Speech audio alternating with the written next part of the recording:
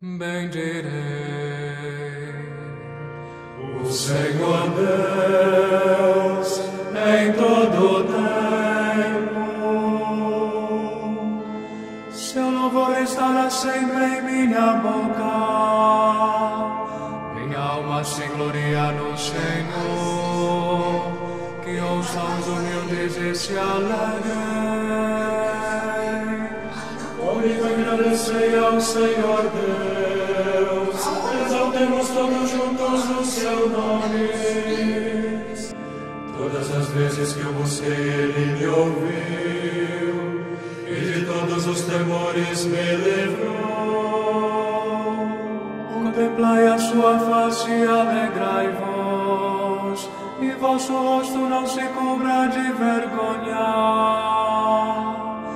Este infeliz gritou a Deus e foi ouvido, e o Senhor o libertou de toda angústia.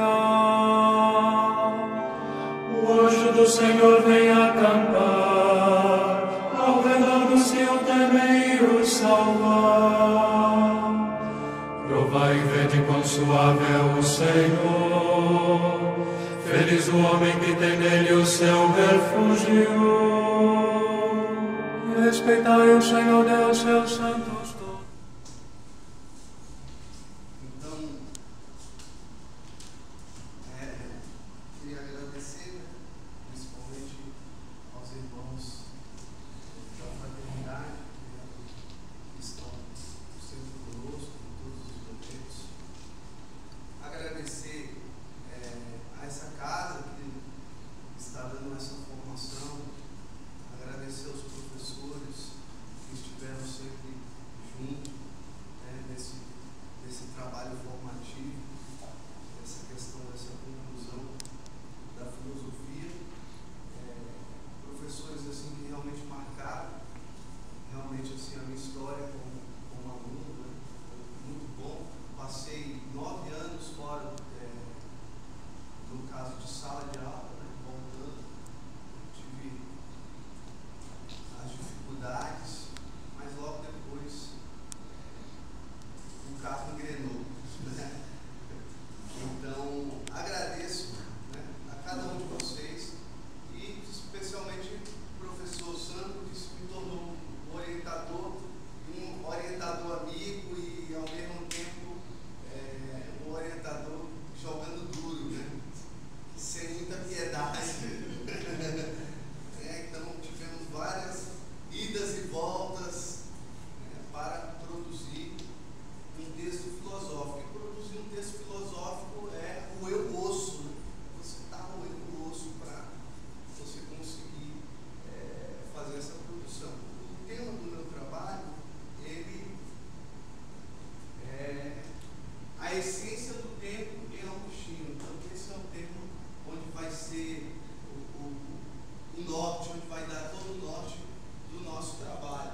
Então ele é dividido em 3 sessões, que é a vida e obra, a diferença de tempo e eternidade e a essência do tempo, né, que é o cume do trabalho, onde é realmente assim o núcleo central. Então, a vida e obra de Agostinho, por que a importância de entendermos a vida e a obra de Agostinho? Porque primeiro, o nosso trabalho está centrado em uma obra que é as Confissões. Então, as Confissões já fala que é a confissão, principalmente de Agostinho.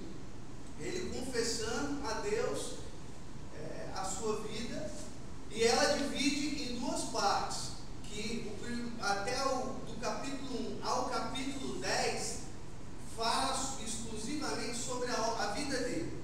E do capítulo 11 ao 13 vai falar já uma resposta às indagações que os maniqueus, que ele foi maniqueísta durante 9 anos, então Agostinho foi maniqueísta durante 9 anos, ele trouxe indagações sobre, em questões principalmente filosóficas.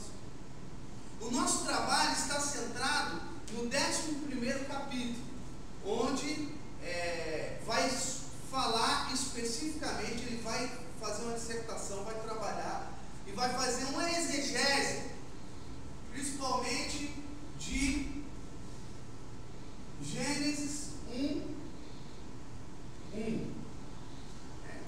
Então ele vai fazer um trabalho praticamente, ele está centrado em Gênesis 1, onde vai falar assim: o que fazia Deus? Essa é a pergunta. Essa é a problemática levantada pelos maniqueístas. O que fazia Deus antes de criar o céu e a terra? Então, é uma pergunta que ele traz, apesar dos maniqueus estarem fazendo essa pergunta constantemente, eles estão ali, imagine, 9 anos, constantemente Agostinho escutou isso. Mas é já anterior ao Agostinho. Tanto é que Orígenes, um dos padres da igreja, do século III, ele já está abordando e também dando essa resposta. Mas Santo Agostinho, ele centra principalmente na questão dos maniqueus. O que fazia Deus antes de criar o céu e a terra? Então, Agostinho vai procurar dar essa resposta. Ele vai dar essa resposta. E ele vai trabalhar a questão do tempo, que já é abordada já nos gregos. A questão do tempo foi abordada por Platão, a questão do tempo foi abordada por Aristóteles, e por gregos e por não gregos. Foi abordado a questão do Parmênides e Heráclito, ser e não ser, e está centralizado essa questão do tempo. E ele vai trazer uma maneira totalmente nova da compreensão do tempo. E aí ele vai fazer a questão da diferença de tempo e eternidade. O tempo, ele é móvel, a eternidade imóvel. O tempo é corruptível, a eternidade incorruptível.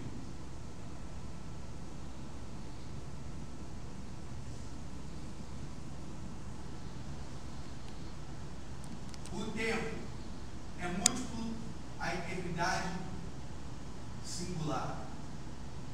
O tempo é uma criatura, a eternidade é do Criador.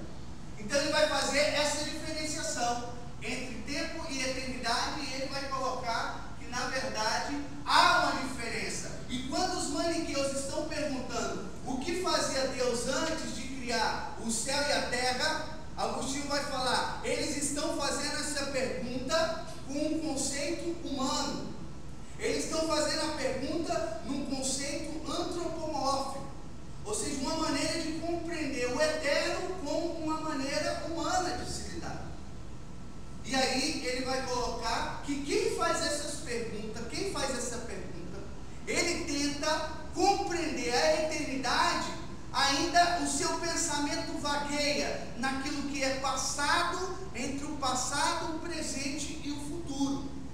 A eternidade, para Agostinho, ele vai colocar que a eternidade é sempre um hoje. Pegando Agostinho, um cristão, ode no latim, Agostinho cristão. Então, quando Jesus, no seu ministério público, ele aparece e aí o Pai fala, hoje eu te gerei. Então ele parte do conceito do hoje, e aí ele vai falar que para Deus a eternidade é sempre um hoje. É sempre um hoje a eternidade. Ou seja, o hoje para Deus, ele não se divide em passado, presente e futuro. O que se divide em passado, presente e futuro é a temporalidade, aquilo que é temporal. Mas a eternidade não. Para Deus é sempre um hoje. Ou seja, o passado, o presente e o futuro. não há divisão. No tempo, na eternidade, não há sucessão de tempo, não há extensão de tempo. O tempo ele tem sucessão, o tempo está a correr, é múltiplo. A eternidade singular, eterna, perene. Então ele vai fazer essa diferenciação entre tempo e eternidade, que nós vamos centralizar no segundo capítulo. No segundo capítulo nós vamos tratar sobre isso, a segunda sessão. E apesar de Agostinho falar sobre a eternidade ela funciona como uma marcação. Não é o intuito de Agostinho falar sobre a eternidade. O que é a eternidade? Esse é um trabalho totalmente filosófico. Tanto é que Russell vai falar que esse 11º capítulo da obra das Confissões é a obra mais filosófica de Agostinho. E Heidegger vai falar que ele aprendeu, Heidegger, né, trazendo para a contemporaneidade, que ele aprendeu com Agostinho a questão do tempo, do conceito de tempo. E para você entender e entrar na questão do tempo, você tem que aprender de 3 autores, isso segundo Heidegger. 3 autores você precisa mergulhar se você quiser entrar nesse conceito sobre o tempo. O primeiro foi Aristóteles que falou, o segundo Agostinho e o terceiro Kant. Então Agostinho realmente é uma pessoa que influenciou bastante, principalmente os contemporâneos e os modernos, a respeito do conceito sobre o tempo em Agostinho. E aí Agostinho vai fazer uma coisa totalmente, ele vai colocar um argumento, ele vai entrar com o ceticismo e vai colocar o tempo breve e o tempo breve e o tempo longo. 100 anos são longos? Não são 100 anos, não. Aí ele vai argumentar que na verdade 100 anos não existe, porque 100 anos ainda vai acontecer. O que existe é um ano, e desse um ano o que existe não é um ano, o que existe é um mês, e depois o que não existe o mês, o que existe é o dia, e do dia a hora, e assim sucessivamente. E aí ele vai agora, claro, que eu estou simplificando, ele vai dar todo um argumento filosófico sobre o que é o tempo. E essa é a grande pergunta de Agostinho. O que é o tempo? Quando me perguntam, quando não me perguntam, eu sei o que é o tempo. Mas quando me perguntam, eu já não sei. Ou seja, o ser e o não ser aparecem, igual a filosofia aparecendo, chegando, né? O ser e não ser. O ser e não ser de Heráclito e Parmênides, lá dos gregos, aparece na questão do tempo. O que é o tempo? Essa é a pergunta. O que é o tempo?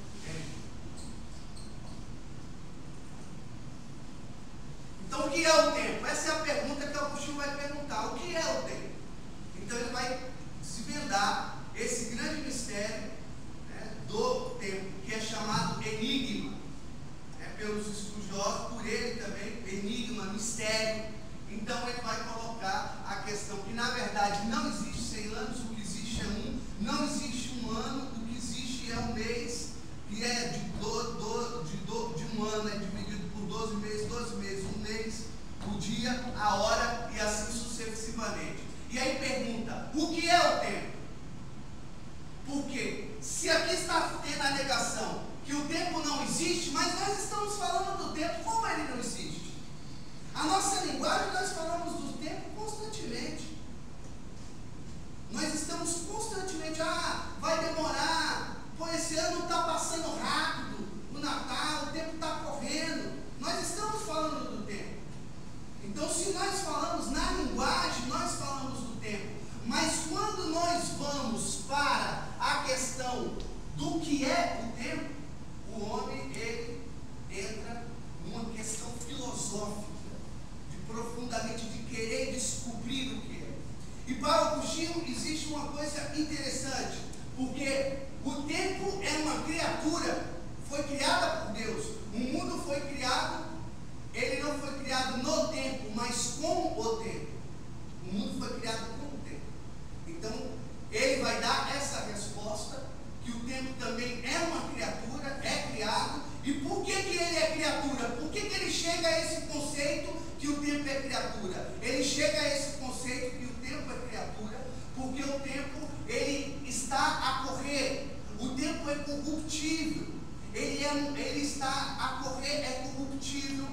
Ele está em movimento, e por ele estar em movimento, ele produz, ele gera passado, presente e futuro. E aí há uma distinção da eternidade. Então, por